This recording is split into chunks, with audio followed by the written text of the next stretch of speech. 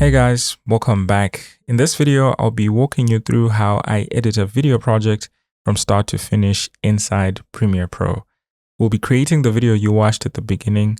This is a follow-up to my Premiere Pro beginner's guide that I posted last year, where I covered the basics of using Premiere Pro. I'm really grateful for the positive feedback thus far. In this video, I'll assume you've either watched that video or you already have some Premiere Pro experience. I won't be explaining every tool or command this time around.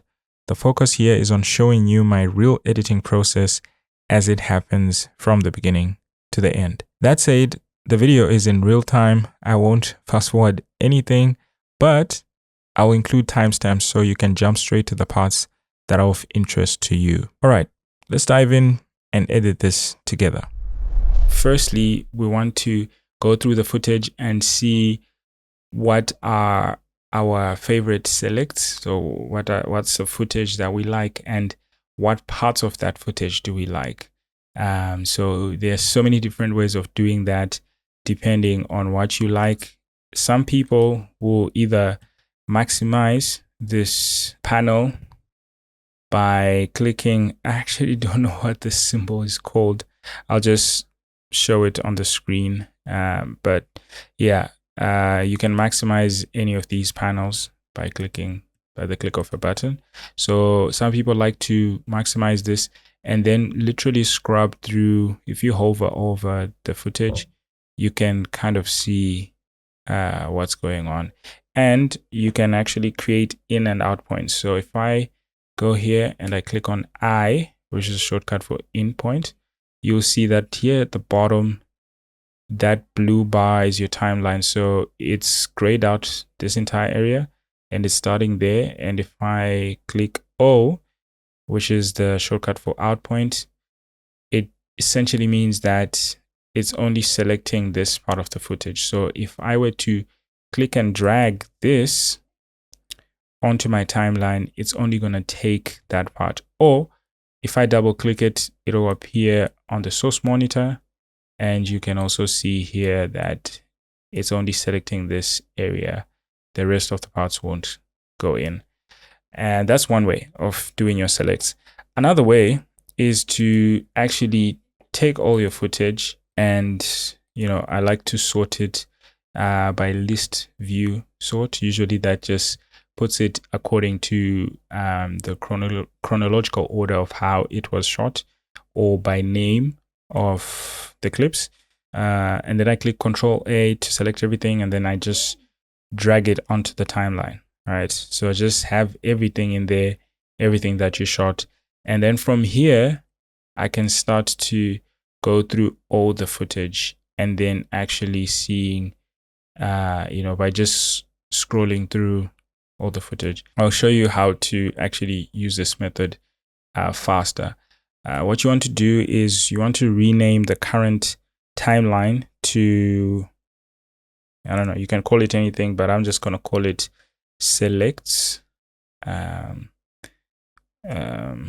rather, I'm going to call this dump, footage dump.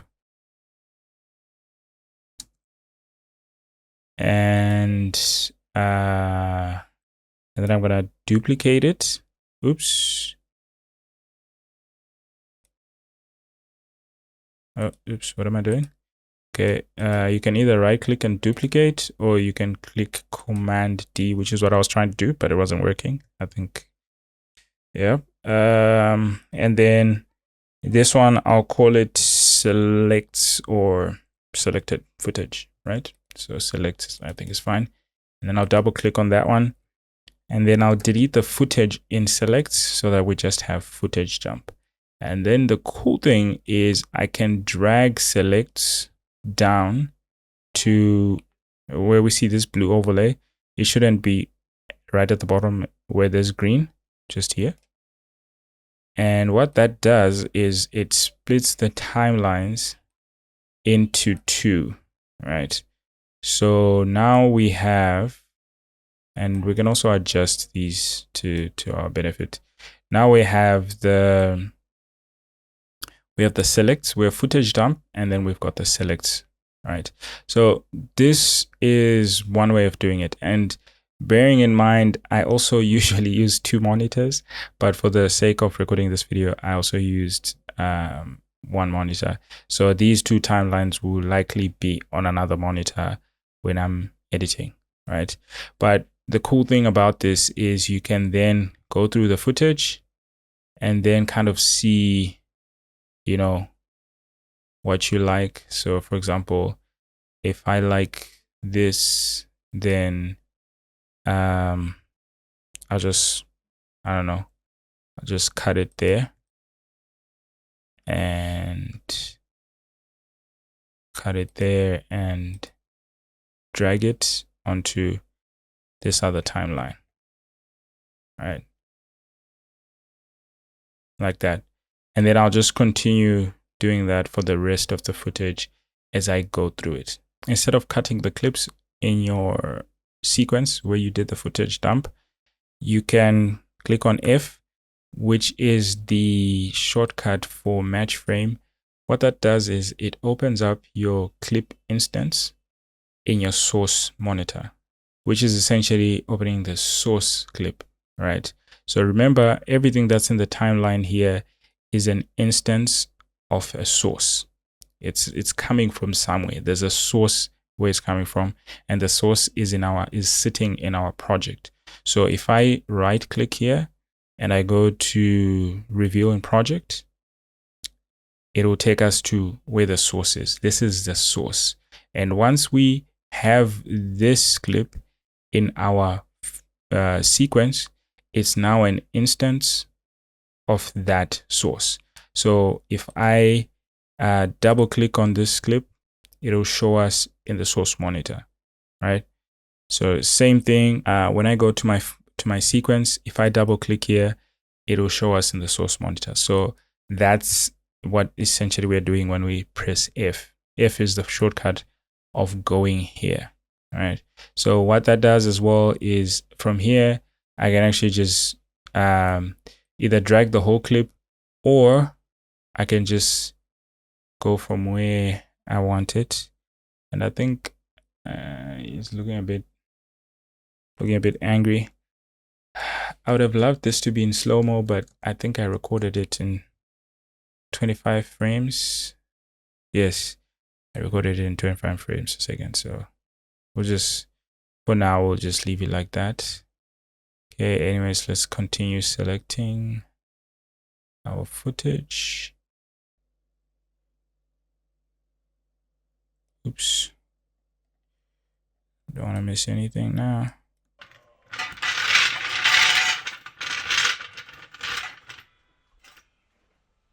Okay, what's going on here? See if we have better footage.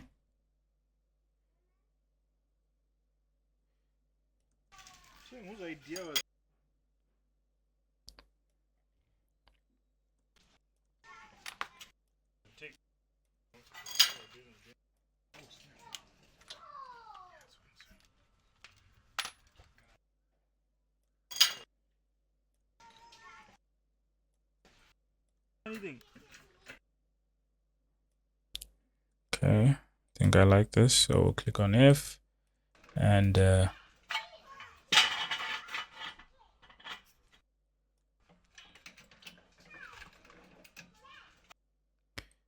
let's get one of these clips where he's jacking up the car. Okay, let's just take that. We'll see what to do with it. The whole point of having your select is not to have like perfect clips yet. It's just to, you know, see what's nice and what's good looking. Okay, I always like when there's something sound. Okay, so another trick is if you want to add clips from your source monitor pretty fast, is instead of clicking and dragging it, you can just again use a keyboard shortcut for insert, and Once you do that, you see the clip has gone to my timeline. But when you have two timelines like this, make sure that the timeline that you want the clip to go in is selected. You know, make sure the actual panel is selected. Okay. Let's see what's going on here. Nothing interesting. So if I remember well, my brother actually messed this up. Draining the oil. Look, we'll just take it, but for now, you know, you let the oil drip out, like away from the bottle. Like, what a, yeah, what a waste of a shot. Anyways, okay, this is also like taking close-ups of things.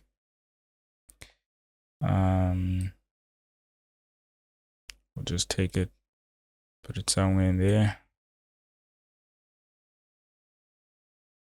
We'll also take this, put it somewhere in there.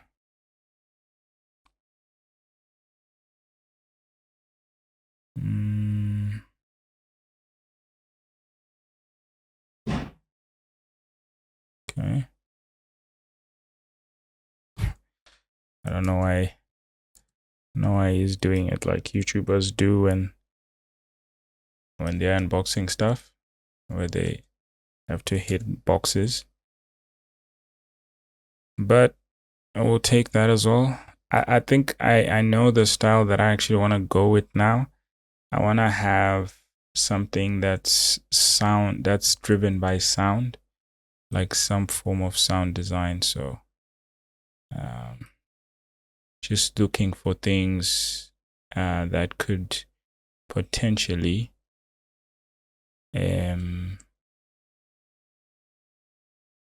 yeah, that could potentially be cool for that.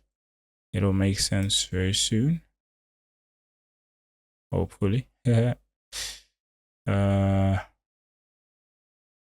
this is look at me in there putting an aperture MC light, as if cars have aperture MC lights in their engine naturally. Anyways, also, can we talk about how my brother was, okay, let's select this, was pouring oil without a funnel. I was actually like, dude. Yeah. Anyways, that's done. Okay, this is him checking the oil. Definitely need that. I think we'll include like a sound later for this when he opens when he lifts up the dipstick, like a shh sound. I think that'll be, you know, those are the things that are happening in my head as I'm, you know, selecting things, choosing my selects. What's going on here? Oh my gosh. Yeah.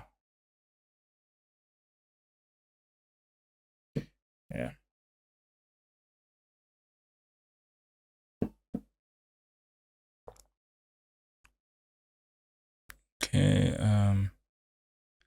this was him changing the air filter. Nothing exciting there. Oh, I remember this.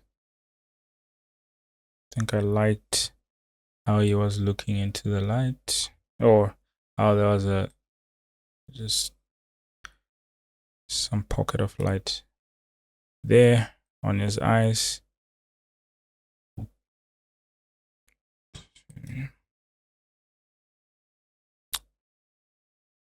And okay, this is also, oh, this is nice. Let's see.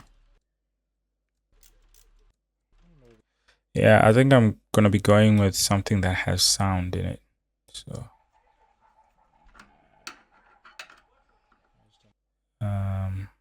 but let's finish doing our selects. This is him removing the battery, of course. Okay, if select my footage, drop it in the timeline. And by the way, we realized that you didn't need to remove my tire, but because we're recording, it was, you know, something cool to do, to use the power drill, just to have something cool on camera.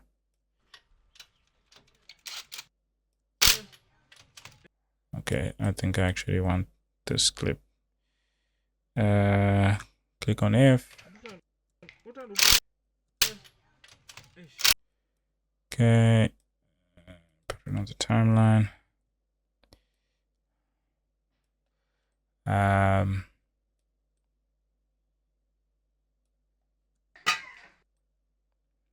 actually really hope that this video is gonna be helpful, but it's just a process of how I edit, just to get you in the head of, if you really are interested in how I edit stuff, but just what goes through my process, I suppose.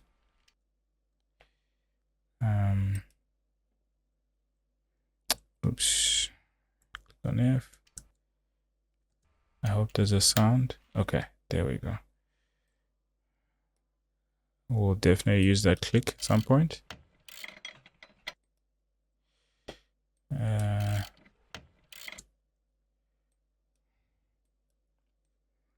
Take that in.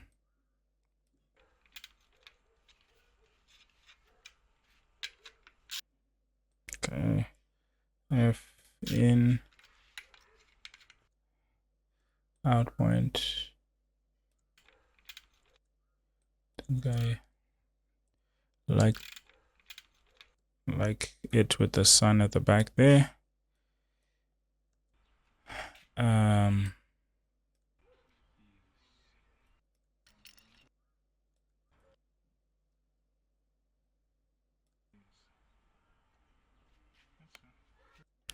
Yeah, this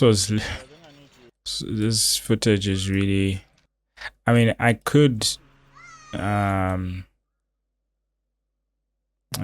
my dad came in at some point to help us, since I was busy filming instead of helping my brother. What? I think there's a shot that I'm looking for here that I remember. Okay, there we go. I think this is what I'm looking for.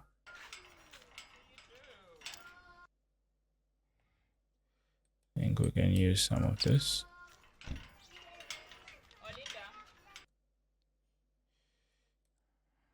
Okay. Oh.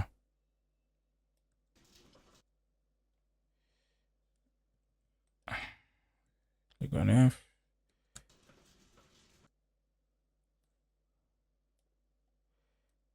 Okay.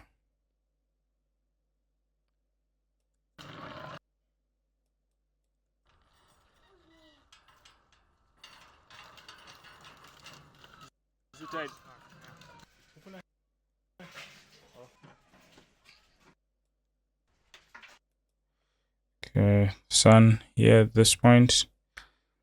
Continuity was becoming an issue because we're losing the sun quite fast. So not so sure if I'll still use some of these clips, but let's see how it goes.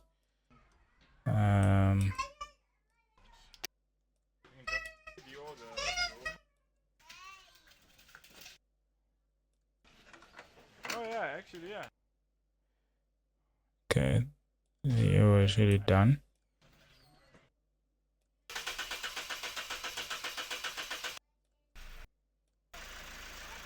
Okay. F.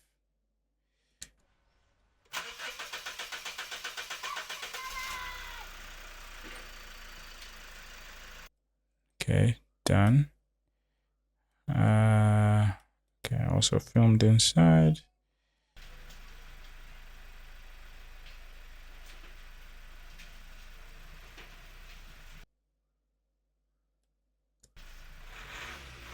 Oh, I already started it here. Okay, that's the beginning.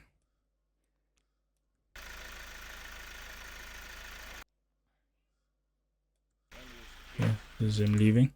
Okay, so I think we have select. So the one of the reasons why as well I choose to not drag them from here or cut them in this timeline and rather match frame it to source monitor is because then this sequence remains raw as it is, you know, without any cuts or anything like that. This footage is as is in the source monitor. So when we're done with our selects, I can bring back this timeline next to the other one so that we have a bit more space. And I'll go back to our sequences. I'll duplicate selects and then I'll create my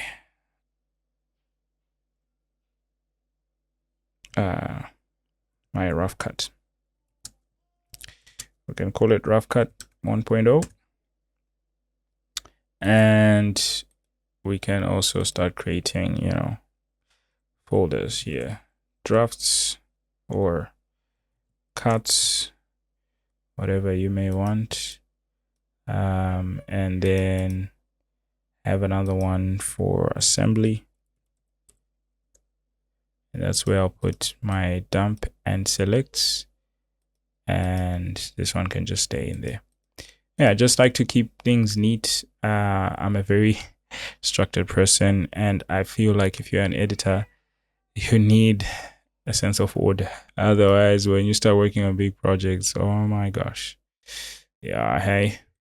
Anyways, so let's open this rough cut. What I want to actually do is bring in a metronome because I want to see if we can play around with the sound with having a ta ta ta. So I'm going to show you where I get my music and my sound effects, but also show you what I usually do to work faster. I have a subscription with Artlist, so this is where I get all my music and sound effects. I would highly recommend them, especially if you are a content creator who does, you know, content for themselves and all of that. They also have, you know, some cool stuff, AI voiceover and all of that. This is not sponsored, so I'm not gonna do over the top advertising or anything like that. But what I have now is over time I've downloaded a lot of assets from them, and I just keep them in a library system. I have a folder in my computer called sound effects library, right? Where I have essentially created, or I've collected over time, over years really, sounds. Most of these are from Artlist anyway. You know, ambience, Foley, pops, risers, transitions, stuff like that. And to make it easy on every project that I do in Premiere Pro, I use what is called a media browser, right? And this is something that I didn't share when I was doing the Learn Premiere Pro Beginner's Guide, but it's very easy also to understand. So think of it as a direct link to your Windows Explorer or Mac Finder, as opposed to your project panel where you actually import things into Premiere Pro. Yes, it still uses links to you know, access it from your drive from your local drive or anything like that, but it keeps copies of those files or file paths in Premiere Pro. Whereas Media Browser, you don't need to import anything. It just goes straight to your drive, to your local drive, and how you've set it up there. So I'll give you a quick example, right? Here I have the footage that I took from my Windows Explorer. If I were to change the file name in here, right? Or if I were to change the folder name to footages, which I don't think is an actual name, it's just changing it in here. It just has no effect, you know, to what's happening outside Premiere Pro. I can also change the file name, although this will bite me in the future when I need to know what the name is in my actual computer. Whereas in my media browser, which by the way, if you can't see it, you can go to Window and make sure media browser is selected, or there's a shortcut Shift 8, as you can see. So this folder is exactly the same as what's here. It's a mirror of what's in my Windows. All right, so it's going directly there. And the cool thing about this is every time I download a new sound, if it's an ambient sound of an empty room, I just come and I put it in here. And as soon as I do that, I'll be able to access it here. All right. So I found this to be very effective with my sound effects because I can easily access them no matter what the project is. I don't need to have a sound effects folder or bin in my project the entire time. Hope that makes sense.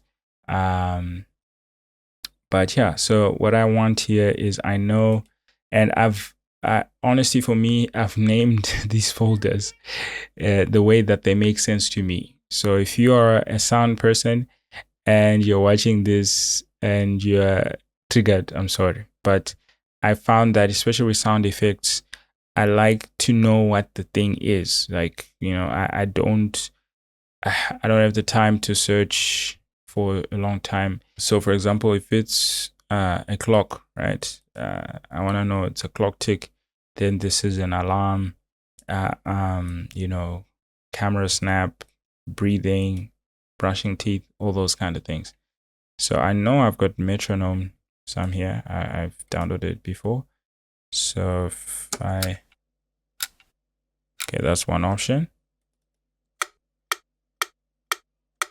Okay, I think I like this one. So the cool thing is once you have it, you can open it in Source Monitor. And when you, I want you to see what's going to happen in the project panel. Once you drag it onto your timeline, it imports it into your project. All right. And then later on, you can actually start putting this in your audio tab. And if you want, you can specify that this is sound effects. I like to use SFX. So then you can go in there, right? So one of the things that I'm trying to do these days is to really use sound to bring my videos to life. And I could just get a track, you know, put it on top of this. So for example, I've got this song here. I'm just going to mute this track.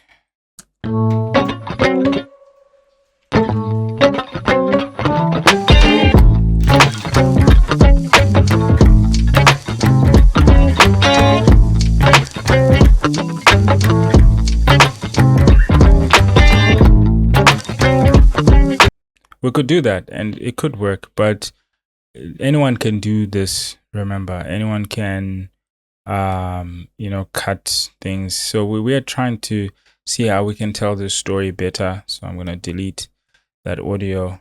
Here I want to create a very short clip. Actually, I want to compress because servicing a car is not something that's really exciting, especially if you're doing it or watching it. So I just want to tell the story in a very, very short time, you know, like I'm talking 20-30 seconds. So how can we do that?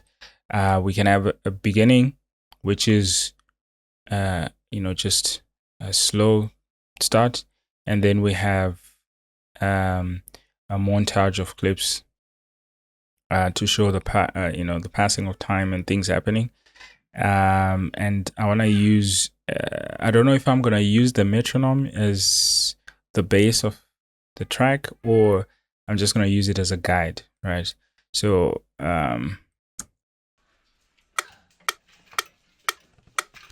yeah, so I want to use the ta ta ta ta ta, then you pause, ta ta ta ta ta, then we pause, ta ta ta ta ta, and then maybe the video ends. So let's try that. So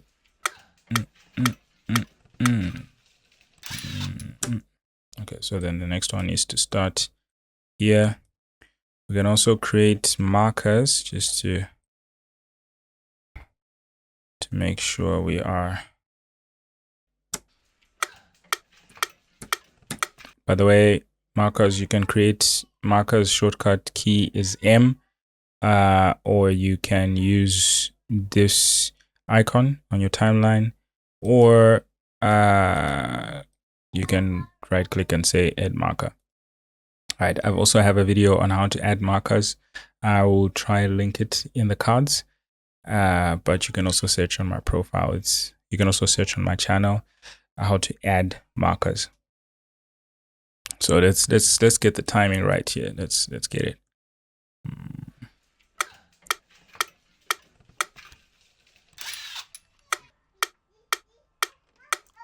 Nice. Okay, so that's good. And we just want a third one. Let's put it there. So 1, 2, 3, 4, 5, and 1, 2. Okay, that was slow. So 1, 2, 3, 4, 5. 1, 2, 3, 4, 5, and 1. Okay, it's coming in too early, so I'm gonna need to use markers.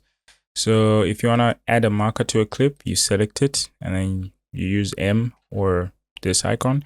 But if you wanna add markers to a timeline, you make sure nothing is selected. So you select negative space, and then I'm just gonna play that back. So I create a marker on the actual timeline. So 1, 2, 3, 4, 5, and 1. Okay, so it's supposed to start here. So I'm just now going to align this timeline marker with our clip marker. So now should be in good time. 1, 2, 3, 4, 5, and 1, 2, 3, 4, 5. Nice. And 1. Suppose the next one's supposed to come here. Okay, so let's try that again and see. 1, 2, 3, 4, 5, and 1, 2, 3, 4, 5, and 1, 2, 3, 4, 5. Nice, like it. So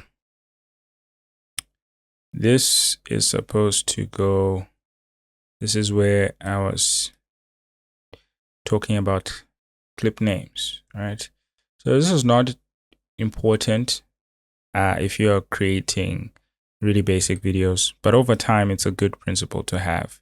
I like to just put things, label them. So these are going to go in my sound effects, and I also added a reverb track here, which yeah, I think I'll go into a bit later.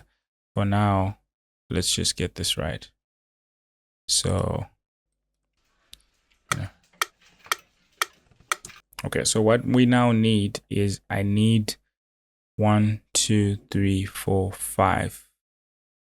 I need 4 tracks that are quick, right? So I need one that's gonna open. I think there's a one where there's a bonnet opening. There we go.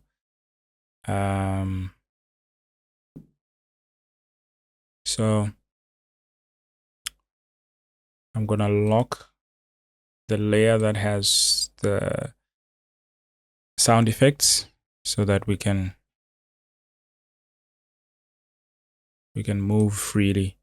And here I'm just using the shortcut for track select forward, just to move everything. And I will match frame so it appears in my source monitor, and I just want to mark the part where the bonnet opens. So whilst I'm in there, I'm gonna mark that's where the bonnet opens, and you can see it has also created a marker here. And then I'm just gonna align that to the first tab, right? So we want, I actually think I want this clip to run all the way from the beginning. And what's this? Okay, I'll send this to the back of the timeline for now. All right. So if our video starts like that and goes here, right? And then we want something here where is actually there's a better clip. I think when we're scrolling, there was a better clip. Where is it? Footage dump. Okay, I think somewhere here.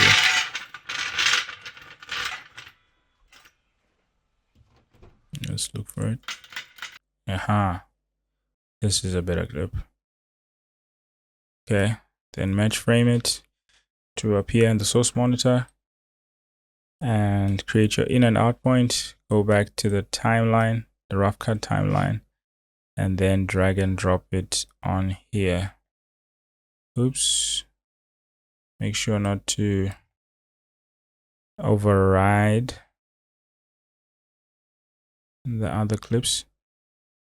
So nice. What else do we have? We can have the, so as you can see, these clips, I'm aligning them in such a way where they start where the marker, the metronome marker starts or ends, whichever you like. And what else can we add here?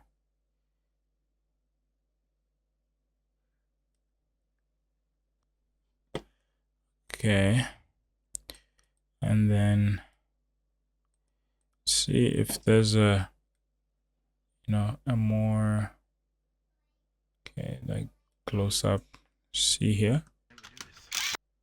Okay, I like that. Nice. Then we can replace it.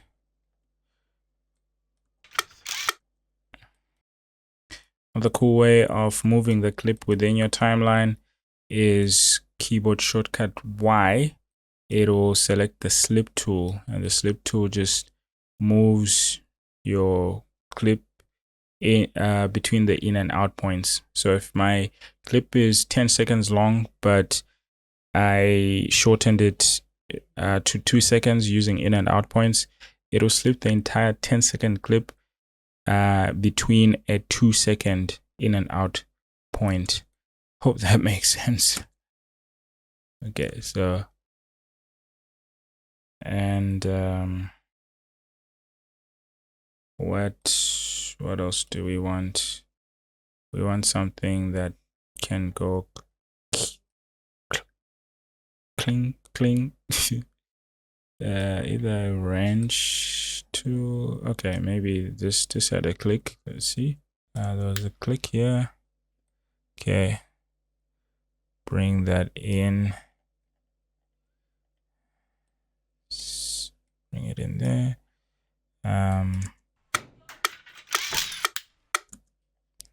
Okay, what?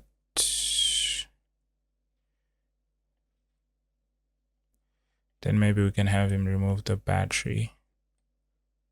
Where is the clip with the battery? The clip with the battery. There we go.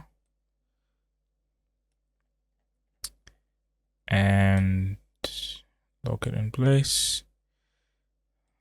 So I'm gonna use the slip tool again, just to have this click. You can see it in the waveform. You know, I just wanted to almost come in the beginning when the actual metronome goes, metronome ish goes, when it actually clicks, you know. So maybe I can offset it just a little, thereabouts. There we go.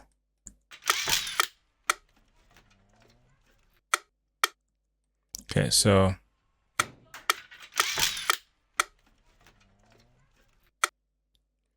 okay, and I'll just use track select forward tool and maybe start with the pouring of oil.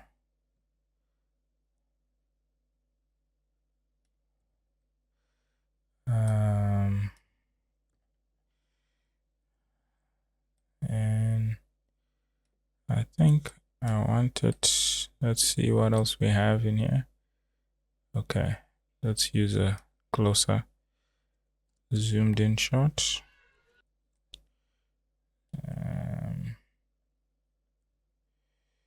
And maybe what else we can have?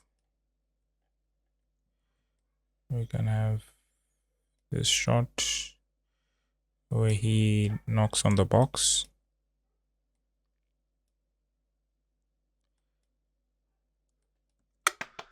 Okay, I like that.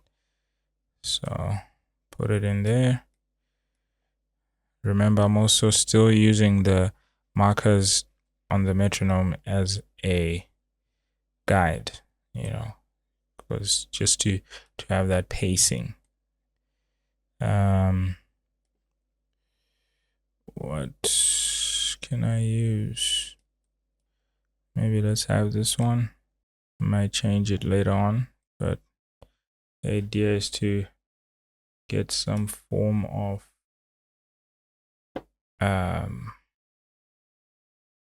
yeah. I'm not gonna use this shot. Yeah, maybe let's use this one.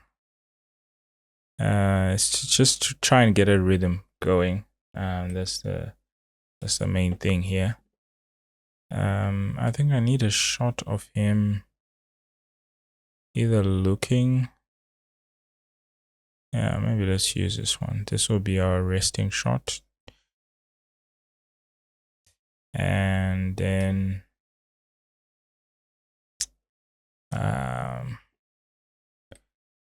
let's get a wrench tool in there.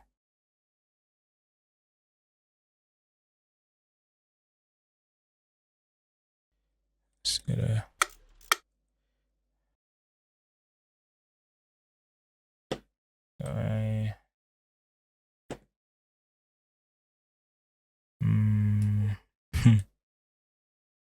just get rid of that shot. Oh, how could I forget of this shot? Let's get the, we'll definitely use that. And this one, bring it in.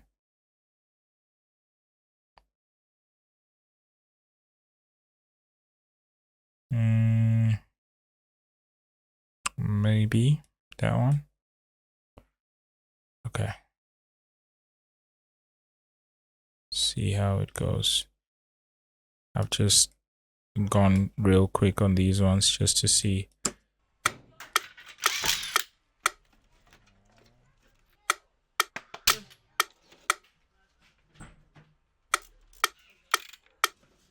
Okay, I mean, that's not bad. Just a few changes there. I would like this to be slightly faster, so I'll use a rate stretch tool.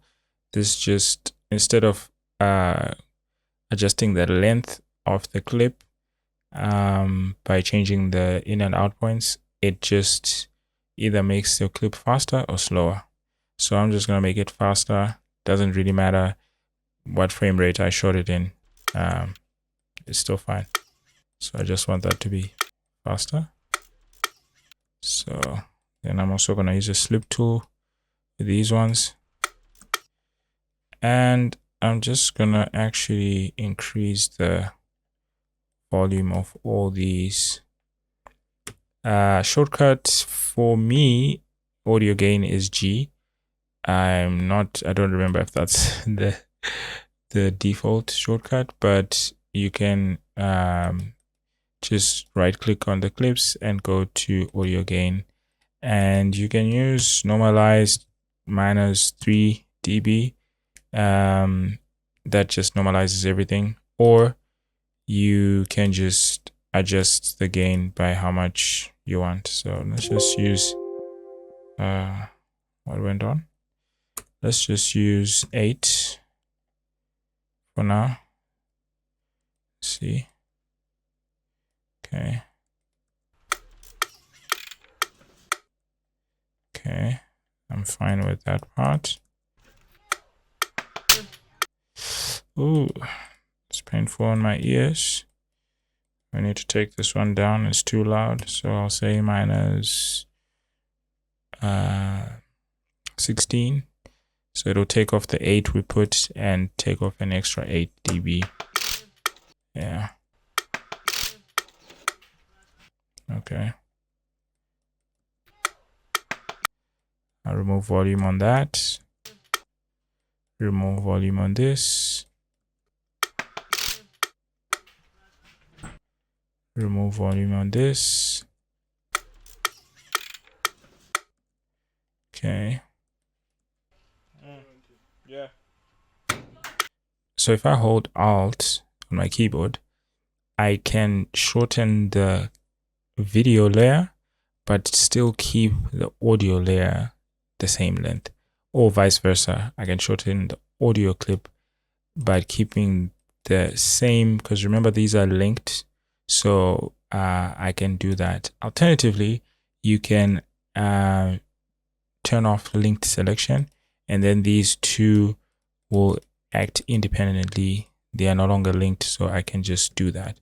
But I find using the Alt key and dragging faster, because yeah, it's faster. So now in the beginning there's nothing. Okay, need to take the volume down for this as well. I think I'll put it at -12. It'll take out the 8 we put and an extra 4.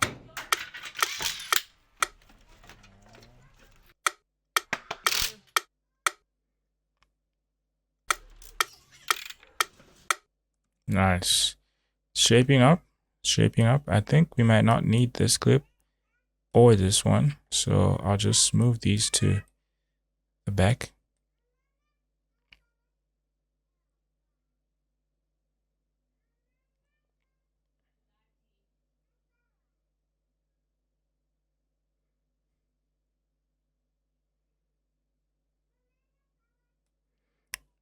Okay, so we'll take this clip and this one.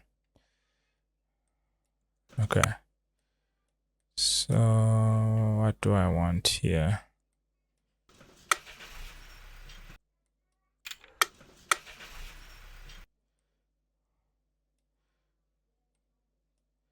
I think I'd like the engine to start on the last t or k. I don't know what it is. It's a click, I suppose. So the engine goes. So somewhere here is where it starts. And then we'll just align these two markers. And by the way, to minimize or enlarge, I think that's the correct way to put it. These tracks, you click on Alt when you are above the track names. But if you are in the timeline, the same combination of Alt and the scroll wheel will make the timeline either smaller or bigger, like that. But if you are above the track names, it will adjust the size of that track just so that you can see a bit better. If you want to change all the tracks at the same time, you can click on Shift, and as you can see, it's changing the size for all of them, right? And then the same thing, Shift will just move you across the timeline if you are hovering over the timeline. Hope that makes sense. Anyways, moving on to what we were doing.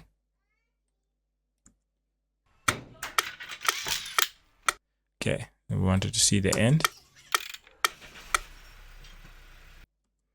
Okay. And I think I'd like to see his face. So I'm going to use the same technique of stretching the audio only instead of the video as well, because I'd like to hear the sound of the car when we see his face, essentially. These were shot at 2 different times, but this is filming 101. It's called an L cut. Essentially, we're forming an L cut where the audio of the previous clip falls into the next clip as well. It's the same thing with the J cut, where the audio of the clip that's coming starts before you actually see what's happening. Pretty sure you felt that when you watch certain movies or stuff like that. All right, so now it feels like it's part of the same clip, although it's not. Actually, this clip we had lost the sun by this time, but yeah, who cares? That's fine. I would like this clip to be slower. So this is a trick that you can use. Not great to use it all the time, but if you didn't shoot your film in a higher frame rate to allow you to slow it down, like 50 frames per second or 60 frames, like me, who shot this in 25 frames per second, you can use the rate stretch tool, or you can right click and go to speed and duration. I have that set as a keyboard shortcut, Control R. That's a custom keyboard shortcut. And you can set the speed to, say, 50%, right? Slow it down to 50%. But what you want to do is change the time interpolation to optical flow. What this will do, you'll see there's now a red line on top. It will use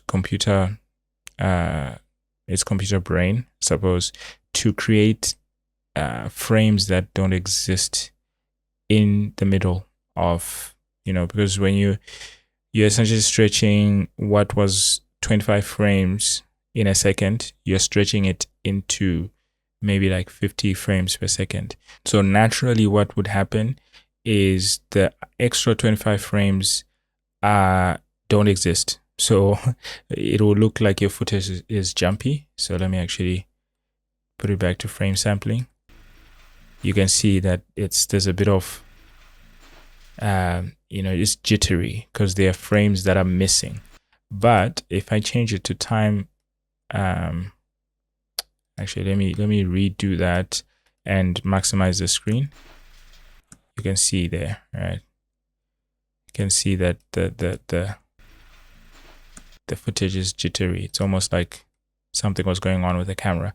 But if I change it to optical flow, and if I click on enter just to render out those frames, you'll see now it's green, and that jittering effect is no longer there. So if I maximize again, see, this is more like an AI, I think, kind of feature. It's been there for years, honestly. It's not like it came just recently with the recent wave of AI, but it just helps you to get just a little bit of a slow-mo effect. Sometimes you get frame bending, which is not ideal, but it works for the most part. So now let's watch it again and start to add layers to our audio.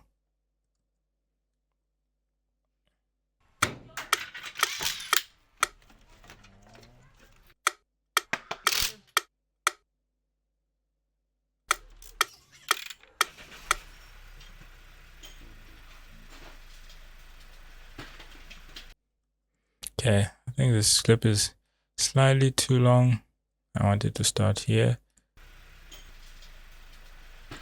Okay, that's good. So a shortcut of cutting the clip there is what is called, I need to actually look this up. It's a ripple trim. What? It's a ripple trim previous edit to playhead, right? So you can use Q and W. Essentially, what that does is instead of you going to the razor tool, cutting here, deleting this, and then repo deleting, you can just undo all of that, and you can just use Q and it does that for you.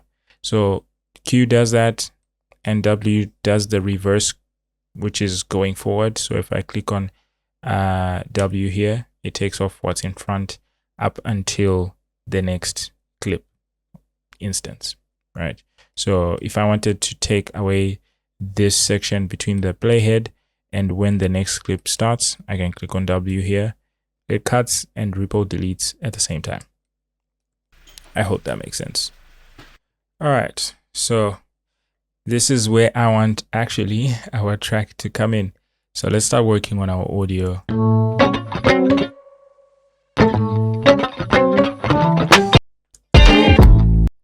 So I'll drag our clip here. So when this car starts, okay, I'm gonna unlock this layer, put our music where it's supposed to be. There.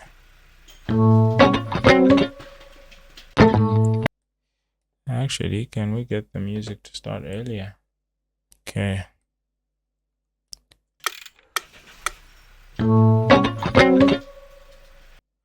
Let's lengthen this clip. Another trick you can do is this time you can click Control and you'll see there's a yellow, the cursor turns into yellow, and click and drag the desired clip to make it longer whilst pushing everything that's to its right forward. So you see what happened there?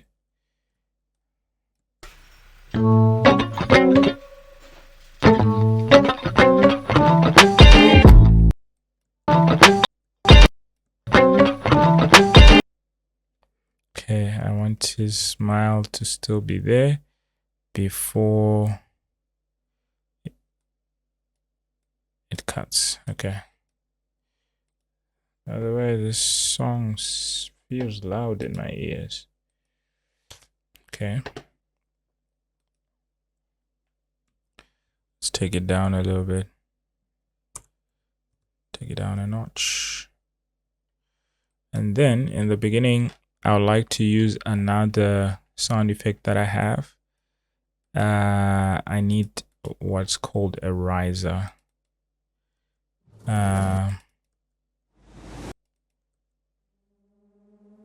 Nope. I've got a bunch of these.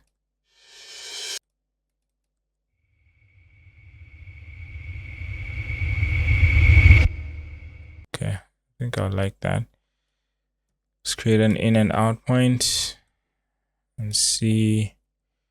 I'll also mark the area where it drops the rise, and then I will, this is where I start to create extra tracks.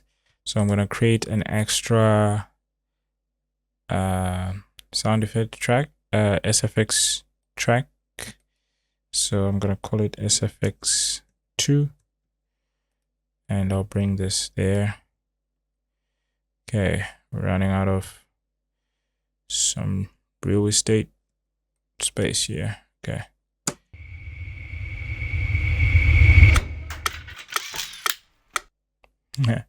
Okay, I like that. Let's also duplicate these and put them in the reverb. See and feel how it sounds.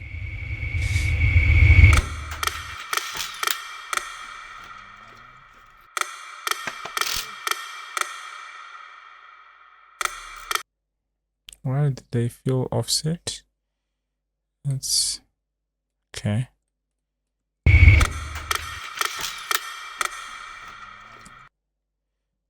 Something is okay. I think that should fix it.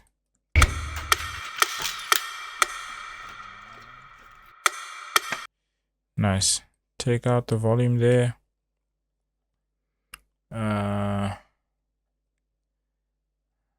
But we're getting somewhere.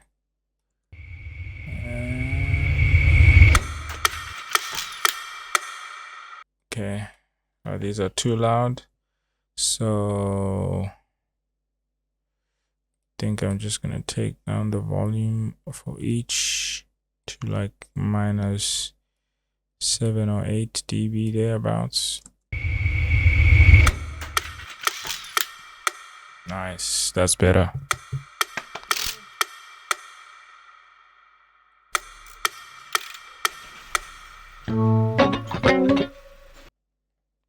Okay, let's get a swoosh or a slide effect there.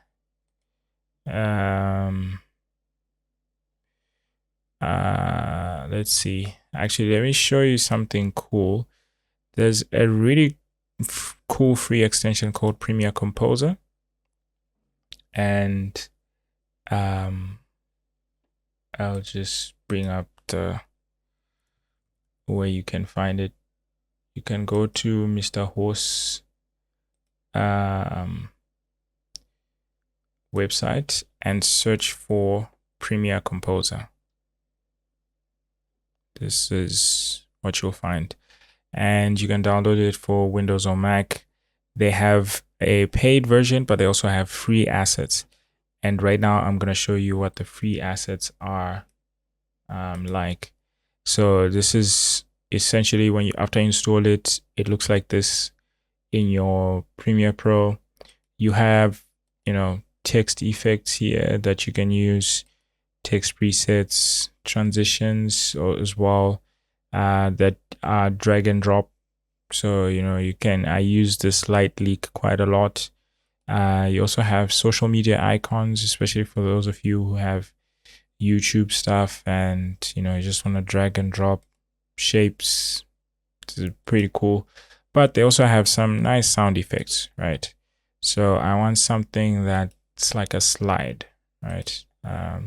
So these are the free ones, but of course, if you pay, you get more, right? I think I'm happy with this. So you can either click on add or you can drag it. You can drag and drop it wherever you want it to go. I want it to be on the sound effects there. So, okay. Another very cool trick that I like to do with sound effects is I use the rate stretch tool, because when you lengthen this using the rate stretch tool, which is this one, shortcut is R, you create a different sound with it, and it also changes the pitch a little. So if you hear this time it has a deeper tone. I'm just gonna play it and solo that track, right? But if I put it back to its original before I did the rate stretch tool, this is how it sounded. You know, it was high pitched, which is still fine, and it was shorter. But if I stretch it with the rate stretch tool, it becomes a bit longer and it becomes a bit deeper. Right, so I can then also lower the gain just a little, maybe minus 1 dB. And okay, I think I might have made it too long. Nice. Okay, so now nice, I like it. And then I want to add a different sound to the car. I think I have some vehicle sounds in here. Okay, there we go. Car start.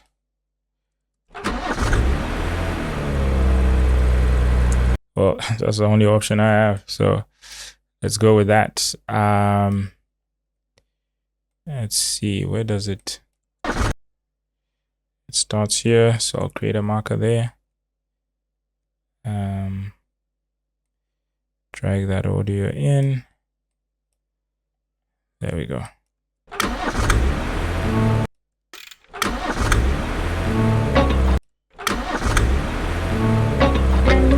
Yeah, I like that. It's a bit.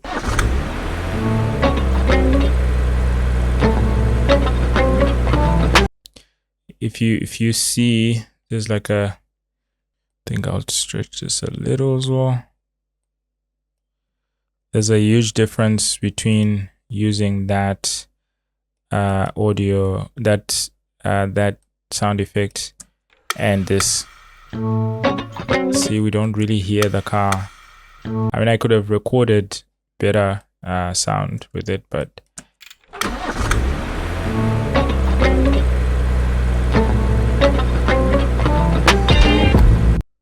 so yeah, I mean, that makes it sound like a different car, but hey, who cares? Yeah, so we're trying to just build the sound, and you might not really have to do this with all videos, to be honest. This is me just, trying to tell the story better. His unplanned story, by the way. So let's see what else we can enhance. Some of the sounds I'm just using the on camera sounds. I'm just gonna try to see how I can equalize them better.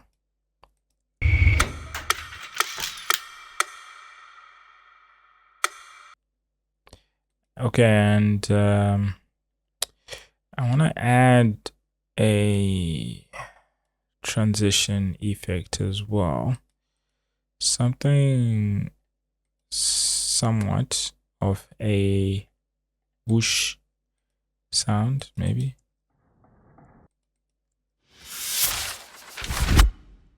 Okay, I like the ending, the last part. This is one of my favorite whooshes to use. Probably have overused it at this point.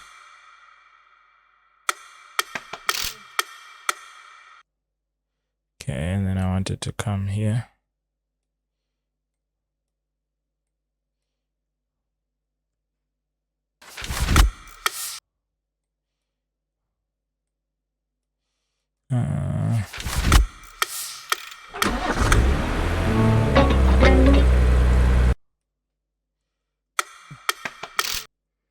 Okay. Also want something to feel like, that's not naturally how oil would sound, but we want something that can just give us an idea of oil being poured in. So let's see what we have under water, maybe. Nope. Okay, that's close.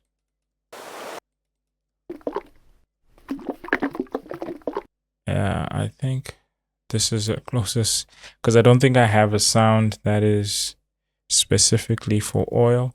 I mostly have water, so this is where that stretching effect comes in. So if I use this as is, see, it doesn't feel right. But if I were to rate stretch this, it just slows it down and just makes it slightly deeper, and hear how it sounds.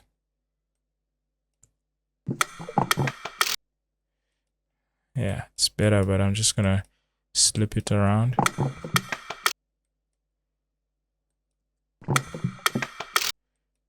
Okay. All right, let's make it even more stretched. Yeah, that's actually better. So it's all about, sound is all about playing around with what you have.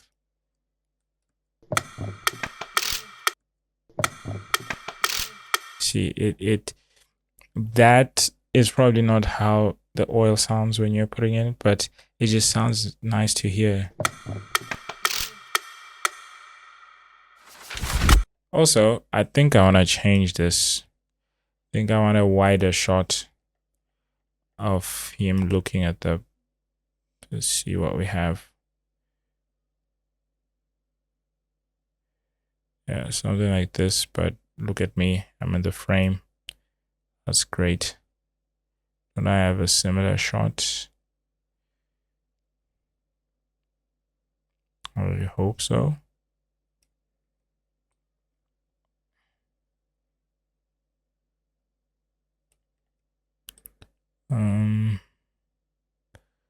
Yeah, ladies and gentlemen, this is how you look for footage. Okay, we might have something here.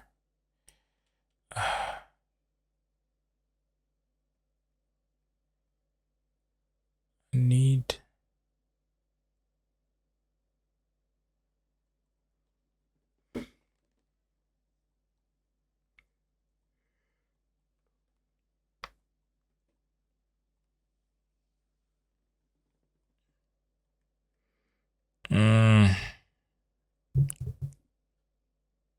can't find a shot.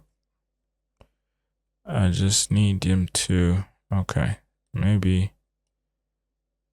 Oh, why am I in the shot? Okay, I think we can work with this. I'll just zoom it in a little. So in and out point. Let's replace this clip. I'm just gonna add it, drag it without audio.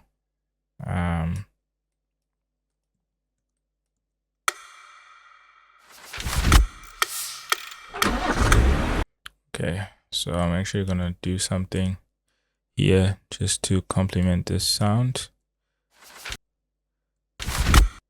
So just gonna create like a slow montage of clips here, like just quick cuts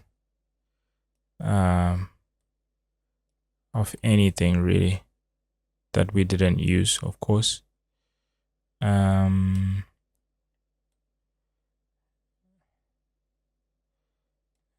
let's use that.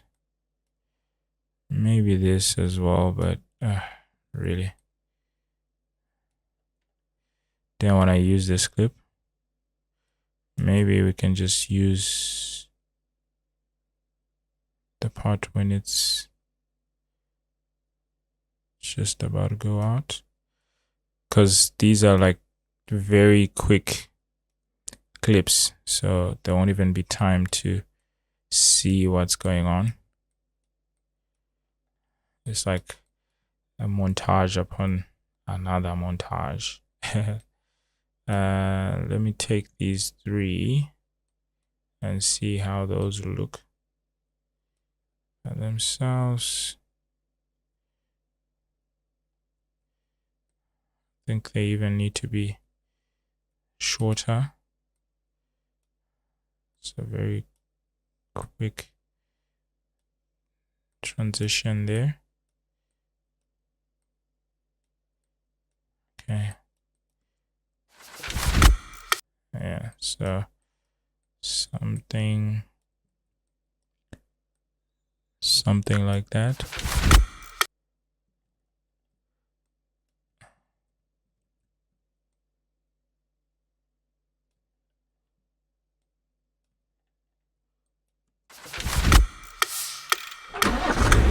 Ooh. I like that. Let's see.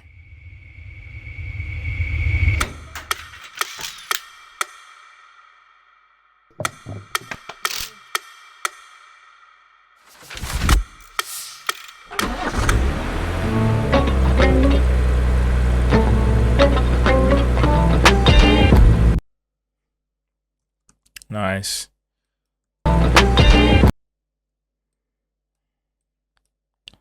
Okay. Nice, nice, nice, nice.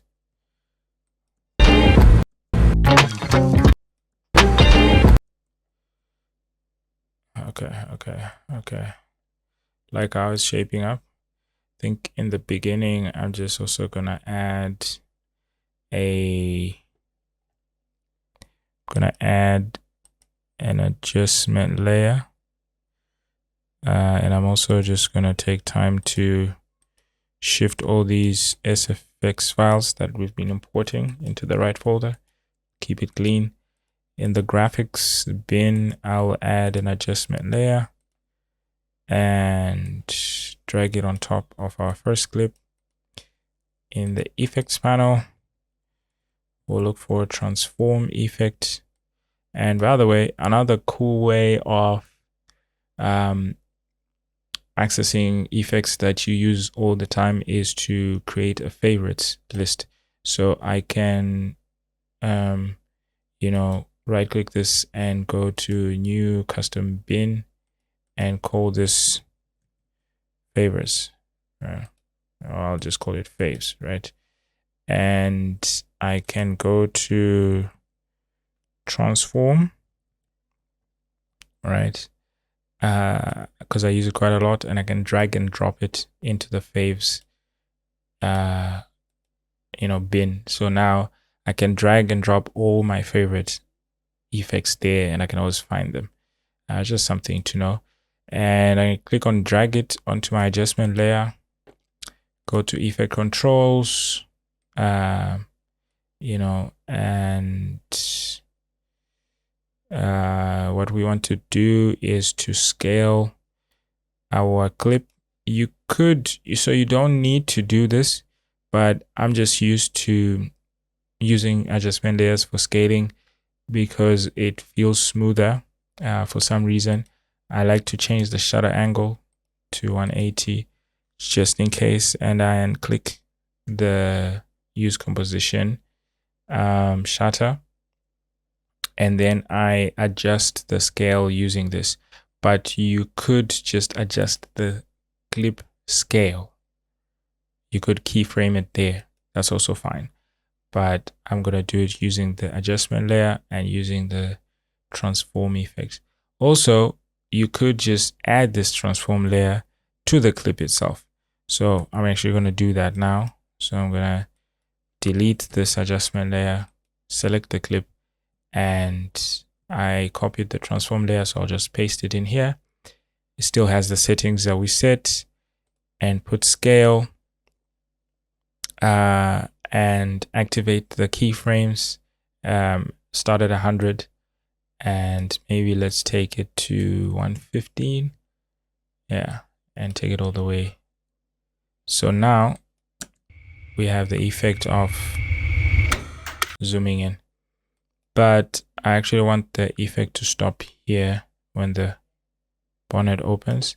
So we'll bring back our keyframe, which is hidden there, and let's actually make it a bit faster, the zoom, or yeah, let's make it 125. So we're zooming in 25%.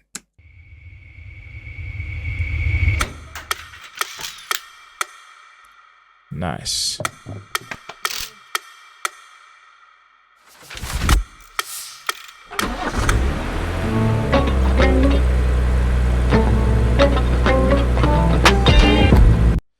Nice.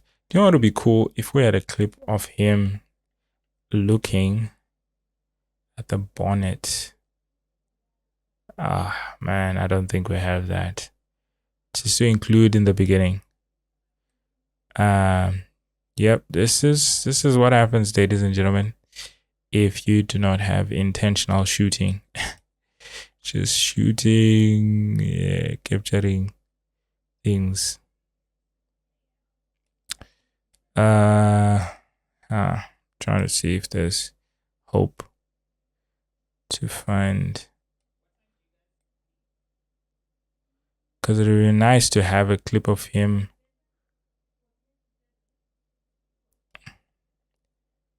It would be nice to have a clip of him, just looking into space. Okay, what we have here?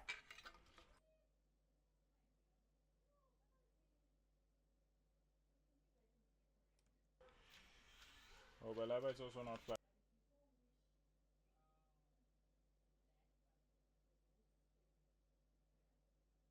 Yep, we don't have, so it's fine. So we'll just start here because I would have wanted to have a clip of him looking first, just to motivate, you, the viewer, to want to see, okay, what is he looking at? And then we see the bonnet and it opens. We see the bonnet and it opens, and then the video starts. But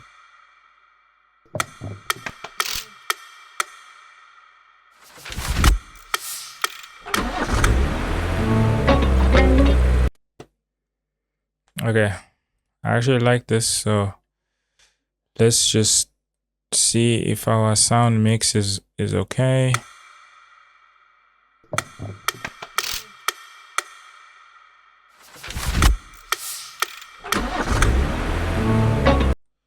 Okay, like that. Okay, like that. I think just gonna increase the volume for some of these.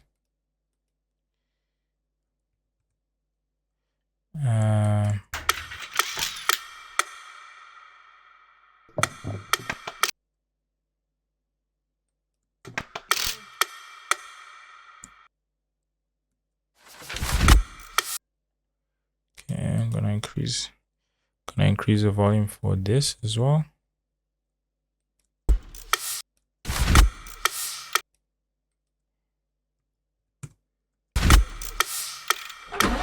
Nice. Again. Okay, did it too much. And then I'm just gonna add a denoise effect. Now, this is where I'm gonna show you how I have a reverb on this track. So anything that I put on this SFX reverb one track will have reverb. And I'll show you just now. If I let me duplicate something here. Let me duplicate. Hey, behave. Okay, there we go. If I have this, right, and make sure you take it away from everything else. If I play it in audio 1, it just sounds like that. If I put it in SFX reverb 1, it now has reverb. How did I do that? Because you have the option of keeping it here and going to your effects and looking for studio reverb and dragging and dropping it there and just adjusting your settings. If you want, reverb to be really to be extra, then you adjust your decay, take it high, take your width level high as well.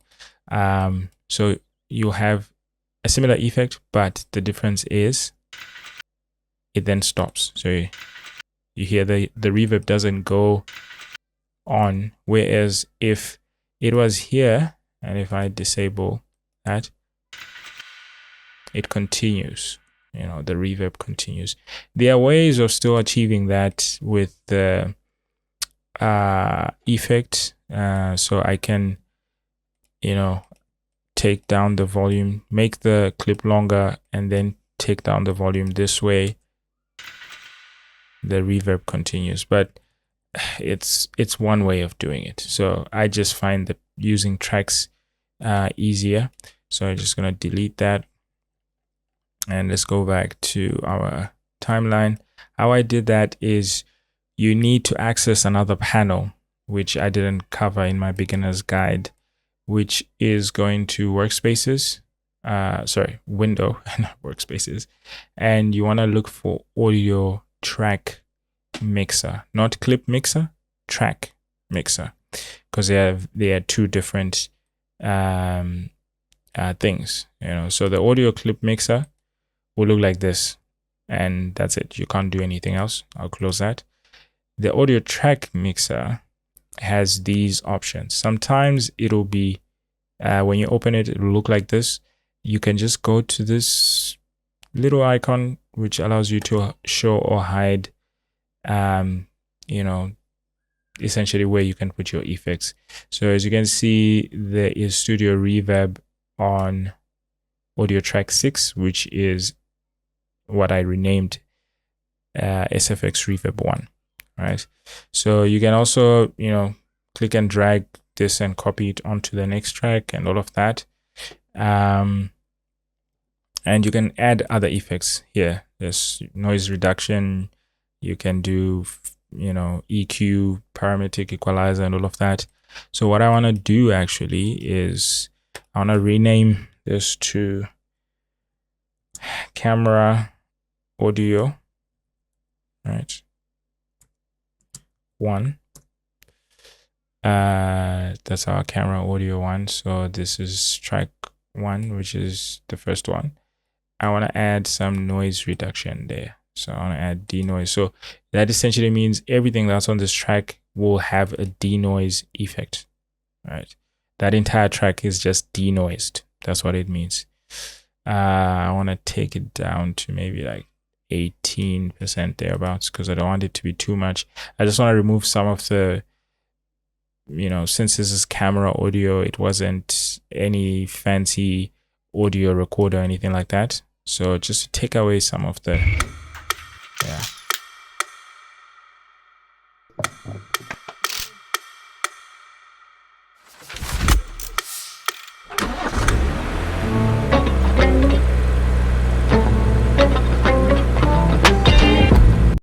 So another thing that I like to do at the end of my songs, I like to end them with a reverb. So I will usually cut the end of the track and place it in a reverb.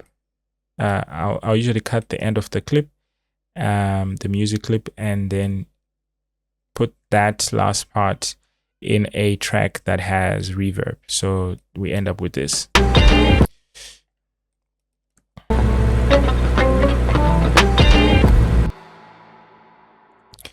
Yeah, so something like that. Just like to keep it short.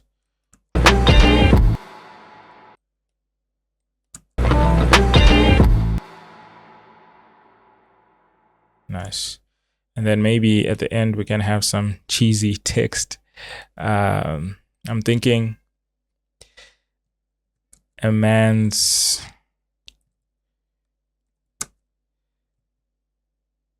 favorite song. All right. Because I don't know, it feels, for me, it feels like, it's a story of men who love cars and they just love the sound of a car. And, once you've done your first service and, you hear the sound of that first, But anyways, I'm going to, you can then center this if you have, if you go to the settings icon and you have snap in program monitor, this will allow you to, center this and have those grids just help you. If you double click on this, if you double click on the graphic layer, you will get a properties panel that will usually come up on your right, and you can change, the font. You can change justification of the of your text box. You can also align it using the tools here. I'm just gonna go for something like a Montserrat font. I think that's what it's called. Something simple. Take down that. Let's see if we. Yeah, maybe let's keep it like that, and then maybe let's increase the tracking of the text. This takes me back to my graphic design days when I had to. So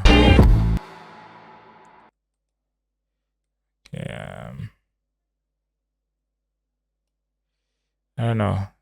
Bold letters, capital, all capitals is feeling a bit too, yeah, it's not really sitting well with me. So let's go back to a zero tracking, and maybe let's increase the font there, make it less weighty. And yeah, let's treat it like a sentence, a man's favorite song, something like that. By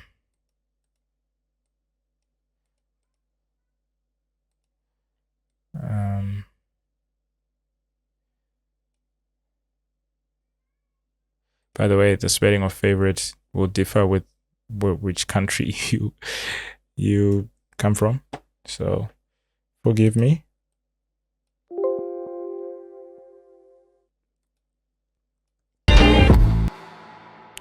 Maybe we can just have a continuous zoom effect there, which we can quickly do by, putting a scale keyframe and maybe taking that up to 115 and dragging it all the way to the... Yeah, I think that's fine. Okay, cool. Let's display it from the beginning. And then if we're happy, then we go into the last section, which is coloring.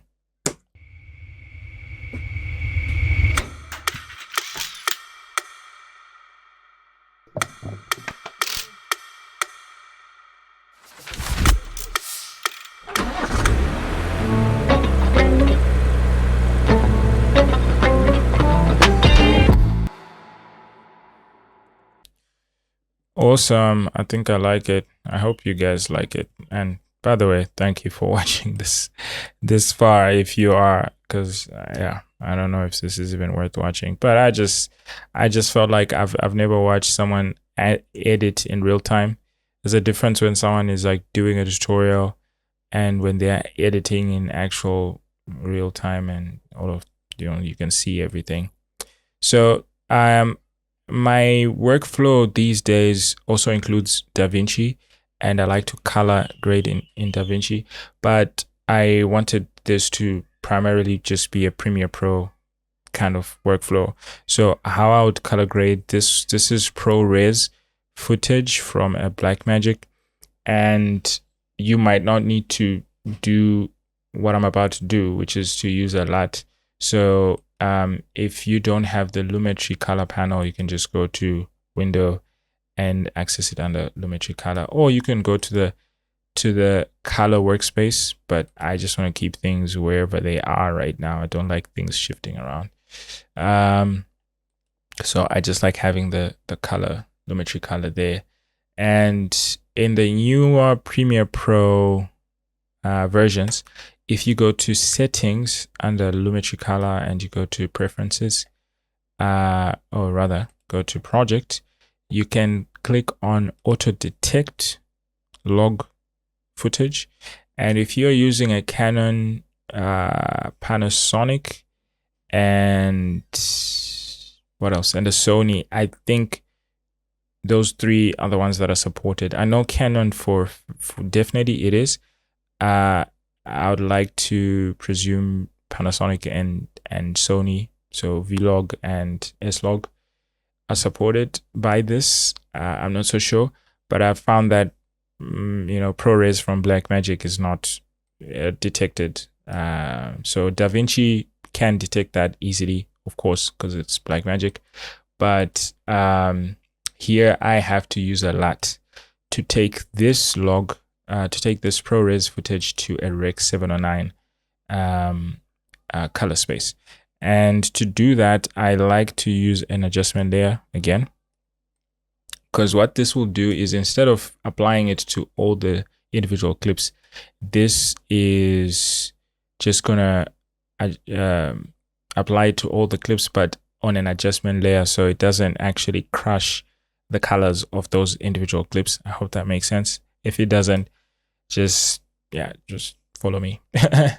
And I downloaded free conversion LUTs from a website that I found on I don't know if you know this really cool YouTuber called Premier Gal. Yeah, I think that's how you pronounce it. But yeah, she has a link to some conversion LUTs. I'll try to link it in the description, but this is essentially the page where I downloaded mine from. It'll take you to another page where you have to fit in your email and something, but you don't need to pay anything, you know, all that boring stuff. But hey, you're getting it for free, so just give them your email. And yeah, so once you do that, it also tells you how to install it on your computer. And once you have it installed, you will have it in your LUTs basic correction, whether you put it in basic correction or creative look here, that's also up to you. But I essentially then use Blackmagic 6K Gen 4. And you can see it's already changed the colors. So if I turn this on and off, you can tell that has changed drastically. So now that gives me room to start working on my footage and grading it. So I'll start with the first clip, and because I shot this in the same location, I'll just be copy pasting and just adjusting slightly whatever might need adjustments, right? So here if you do want, I would just want to do it by for the purposes of this video, I'm just going to do it by eye. But you could go to Window and click on Lumetri scopes so that you get this waveform, and you can actually add two waveforms there. You can add a vector scope or a parade. We can remove the vector scope. So the vector scope is cool because it's got this line. It's very small, but this little line there is usually what most people use as a benchmark to put your skin tones to align with that, right? Just a point to note. So essentially, if you're not familiar with waveforms or any of this, so 0 is your darkest, the darkest your image can go without us losing information. 100 is the highest. You know, it's not always exactly there, but effectively, if I, for example, raise the exposure, you'll see that the waveforms also go high. You know, so we haven't reached 100, but you can already tell the image is looking blown out. So it's not that they are always, you know, accurate like that. Or if I reduce the blacks, you can see now we're at 0 and we're losing some of the information on our blacks. So it's just something to use as a guide, but not necessarily to do it to the T, because also the footage is going to differ, right? So what I like to do is go into curves, and from here really is to try and make something out of something, right? So I'm gonna try and make a curve. And by the way, I'm not a colorist, so I honestly just do whatever looks nice to me and then just hope everyone else agrees. That's how I go with it. Otherwise, if it's a job that, you know, where there's budget for a colorist, then yeah, I just let them do the thing, because I only do for my own stuff. Or yeah, let me just leave it there. So once I'm done with the curves, it's looking good already. And color grading is really subjective, I feel. Of course, there are fundamentals that you just need to abide with, if I may put it that way. But yeah, and on this adjustment layer, I'm actually just gonna increase saturation as well under basic correction and color. Just gonna add maybe like 20%. Yeah, 25. I think that may be too much. 20% is fine. 120. Okay, let's go back to our clip. So this is without adjusting the clip and with just the adjustment layer. But if we adjust the clip as well, then you know it's starting. We can see even on the waveform it's spread out quite nicely. So I'm just gonna copy the effects for this. So there are different ways of doing this. You can either go to effect controls and look for Lumetri color and copy that and go to the next clip and paste it by Control V, or you can go to that clip in your timeline, copy it, and then click on the rest of the other clips.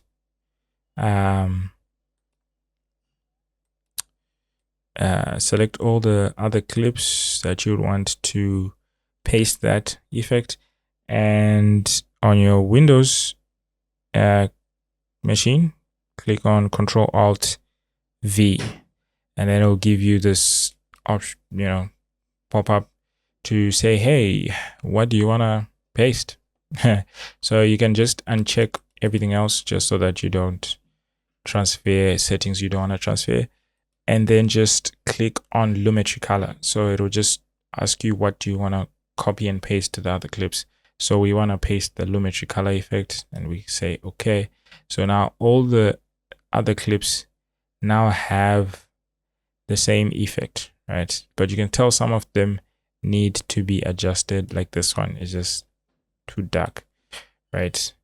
Because again, here the sun was pretty bright, but by this time it was gone. So I think this one is still fine. This one looks a bit weird.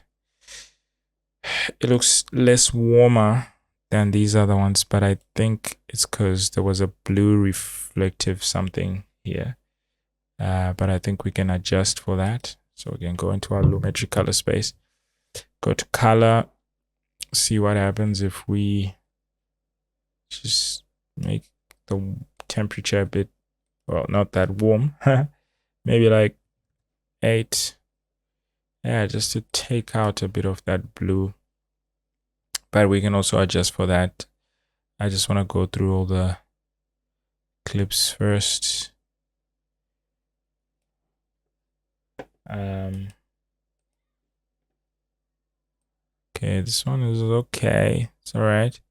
Like, I always have an issue with walls that are yellowish, but we'll fix for that just now. You see this yellow tint? I don't like it. Yellowish, greenish. This is fine. This is okay.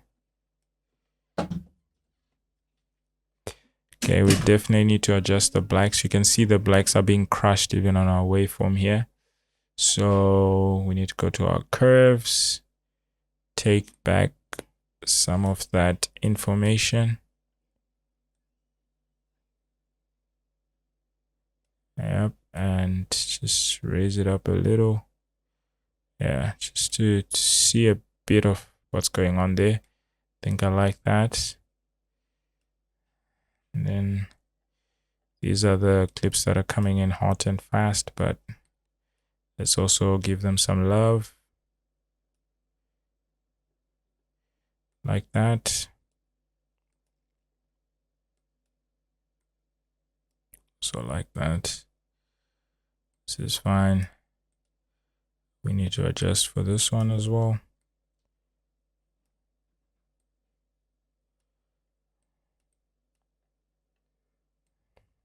Okay. This one is also a bit too cool for my liking. So we can just add a bit of warmth. Doing it by eye here, but you know, that's why I like DaVinci better for editing, color grading. Premiere Pro, if you're watching this just do something, you know, something better. Okay, this one you can see the blacks are really crushed, which is sometimes fine, but I'll just want to see a bit more information from this clip. You can tell with Lost the Sun, there's a bit of noise, you know, in the clip, but it's okay. We won't die. It's fine. Okay, I think that's a bit better. We might also need to adjust the warmth. This one, maybe add a bit of 15. Maybe that's too much. Let's try 11. Yeah, I think that's okay. And this one is fine. Okay, cool. I think for the most part, these are not bad. What I want to do now is add an adjustment layer for all of these. Another adjustment layer. All right. So I'll add a track and drag and drop another adjustment layer. What you could also do is create a different adjustment layer for different things, or just label them differently, right? So this one will be for our other thing, which is I want to take out the yellowish greenish tint at the back, and you can do this using curves, and I'm going to use hue versus saturation. I drop it and it will be able to tell us which color, and you just want to test it out. So if you see here, if I just desaturate it, it's taking out a bit of the skin tone as well, which is what I don't want. So either you lean to the left, and if we lean to the left, you can see it's doing it worse. If we lean to the right, it's a bit better. So now we are taking away that yellow tint, but we're still preserving a bit of our skin tone, which is exactly what I want. So this is the before after. You can just have a look on this area at the back, before and after, before and after. I just like that better. I don't know, it's personal preference. And then we're just gonna adjust the skin tone, hue versus hue. Just make it slightly on the, not too much. So you see we can adjust that, but just want it to be slightly, ever so slightly on the, you know, away from the yellow, more towards the red ish color. Okay, so that should help all the footage. So you see if I disable it even this side, it's helping the rest of the footage. Okay, so that's actually it, you know. Let's play it and see. Yeah.